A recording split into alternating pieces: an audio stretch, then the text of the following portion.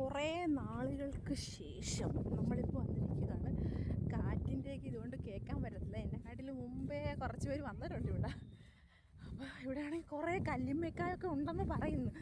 എന്തുവാണെന്നറിയത്തില്ല, പോയി നോക്കണം, വലുതായി കിടക്കുമെന്നൊക്കെ പറയുന്നു. അപ്പം ഞാൻ വെച്ചൊന്ന് നോക്കിയേക്കാം എന്നുള്ള പ്ലാനിലേക്ക് വന്നിരിക്കുന്നത്. നോക്കാം നമുക്ക്. നമ്മുടെ നിർഭാഗ്യവശാൽ കല്ലിപ്പിക്കായൊന്നും ഇല്ലായിരുന്നു.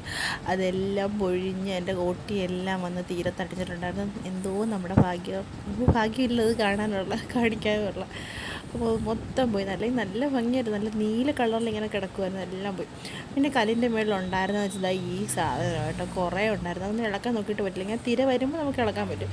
അങ്ങനെ കുറച്ച് പരിശ്രമങ്ങൾക്ക് കൂടി നമുക്ക് ഇളക്കി കിട്ടിയിട്ടുണ്ടായിരുന്നു. ഞാൻ കാണിക്കാനുള്ള എനിക്ക് പറ്റിയില്ല. പിന്നെ എനിക്ക് പിറകിക്കൊണ്ടൊക്കെ തന്നിട്ടുണ്ടായിരുന്നു ഇളക്കിക്കൊണ്ട്. അങ്ങനെയൊക്കെ നമ്മൾ ഇളക്കി. ഇതാട്ടോ ആ സാധനം. ഇത് കുറച്ച് ഫ്ലഷൊക്കെ ഉണ്ടായിരുന്നു. ഇത് നമ്മൾ യൂസൊന്നും ചെയ്യുന്നതല്ല. എനിക്കറിയത്തില്ല ആരെങ്കിലും ഇത് കഴിക്കാൻ ഉപയോഗിക്കുമെന്ന്. നമ്മളങ്ങനെ ഉപയോഗിക്കാറില്ല ഇത്. പിന്നെ കല്ലിൻ്റെ മുകളിലൊക്കെ ഇങ്ങനെ പറ്റിയിരിക്കുന്നത് കേട്ടോ. പിന്നെ അതിൻ്റെ ഡിസൈനൊക്കെ കൊള്ളാം കേട്ടോ. അതിൻ്റെ മുകളിൽ നിന്ന് കളിച്ചിട്ടിങ്ങനെ വന്നിട്ടുണ്ടായിരുന്നു. കുറേ മണ്ണൊക്കെ വേണ്ടിയിട്ടുണ്ടായിരുന്നു. ആ മണ്ണിൻ്റെ മുകളിലാണെങ്കിൽ അടിമ്പിപ്പൂക്കളെന്നാണ് കേട്ടോ പറയുന്നത്. ഒരുപാട് പിടിച്ചിരിക്കുമ്പോൾ നല്ല ഭംഗിയായി പൂക്കൾ കാണാൻ. നല്ല നീല കളറിൽ അടിമ്പിപ്പൂവിൻ്റെ കളറെന്നൊക്കെ പറയും. അപ്പോൾ ആ പൂവാട്ടോ ഇത്. അപ്പോൾ നല്ല ഭംഗിയായിരുന്നു. കടപ്പുറം കാണാൻ അടിപൊളിയായിരുന്നു. അപ്പോൾ ഇഷ്ടപ്പെടുവാണെങ്കിൽ സബ്സ്ക്രൈബ് ചെയ്യാനും ലൈക്ക് ചെയ്യാനൊക്കെ മറക്കല്ലേ. ഒരുപാട് പരുന്തുകളൊക്കെ ഉണ്ടായിരുന്നു കേട്ടോ.